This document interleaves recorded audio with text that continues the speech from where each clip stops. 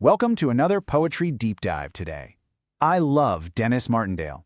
He has written over 3,700 poems for the Poemhunter website.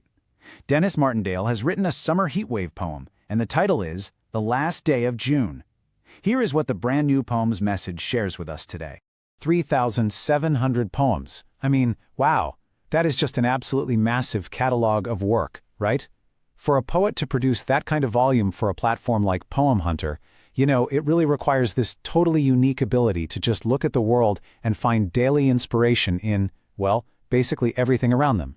Whether it's some huge, profound life event or, as we're going to see today, the shared, utterly exhausting experience of extreme weather, Denis Martindale just captures it so perfectly.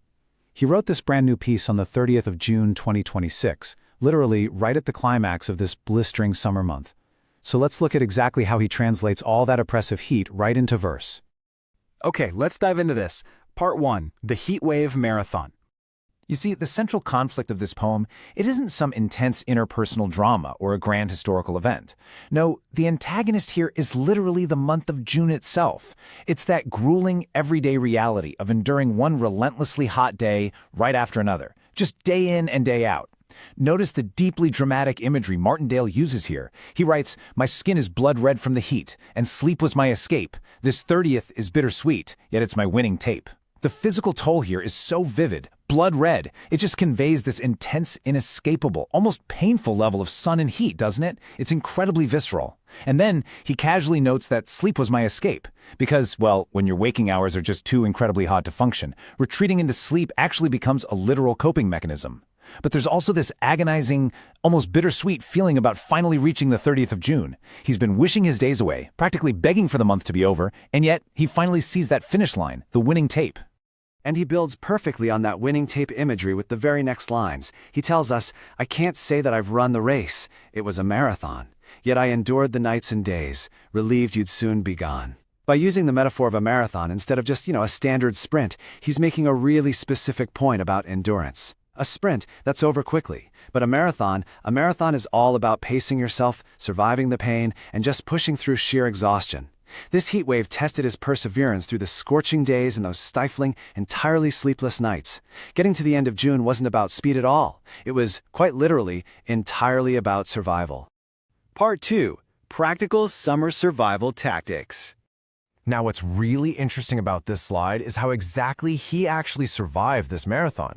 Because alongside his elevated, dramatic verses, Martindale actually left us with some highly relatable, incredibly down-to-earth prose notes about his real-world coping mechanisms. And we get this absolutely brilliant contrast here. Look at the poetic agony we just analyzed, the blood-red skin, the metaphorical marathon, the intense grief of the heatwave. It's highly dramatic, high-stakes emotional writing. But then, look at the mundane survival. His actual physical reality of dealing with the heat is just so wonderfully ordinary.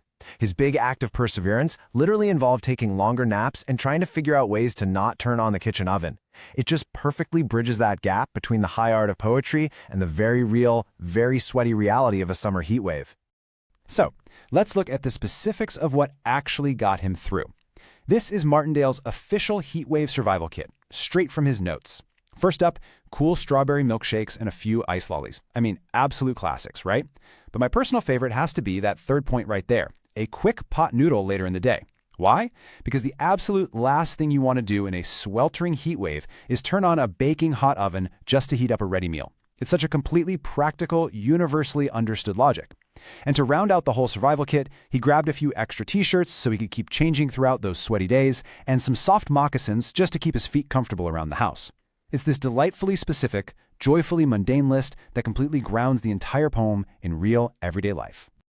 Part 3, Anticipating July's Relief. So the crucial point is, how does this all actually resolve? After that grueling marathon of June, relying on literal ice lollies and pot noodles just to survive, the narrative suddenly shifts toward the future. You can actually hear the change in tone in the final stanzas. Martindale writes, "July is coming, oh so fast, tomorrow's oh so near." He's so eagerly looking forward to a drop in temperature, thinking, perhaps I'll mow the lawn again, no promises for now. And then we get this truly beautiful line, "A gentle breeze upon my skin, that's bound to ease that task." Notice that stark sensory contrast happening there. We started this poem with blood-red heat literally burning his skin. Now we end with the quiet anticipation of a gentle breeze upon my skin. The incredibly simple, completely everyday chore of mowing the lawn becomes this wonderful, hopeful symbol of relief and getting back to normalcy. Provided the weather finally decides to cool down. And this brilliantly illustrates the poet's final, surprisingly optimistic realization.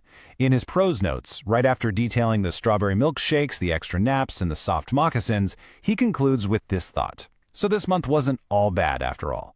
Despite all the agonizing poetry of those first few stanzas, the marathon of heat actually forced him to just slow down. It gave him a perfect excuse to sleep a little longer, to really enjoy simple little treats like milkshakes and ice lollies, and to basically just take it easy. Finding that silver lining, the fact that his survival tactics themselves actually brought him some simple enjoyment, it's just a wonderful, uplifting way to wrap up the grueling month of June. It really makes you think about how all of us adapt when the weather turns extreme, doesn't it? Denis Martindale gave us his beautiful poetic agony, but he also gave us his highly practical pot noodle survival strategy.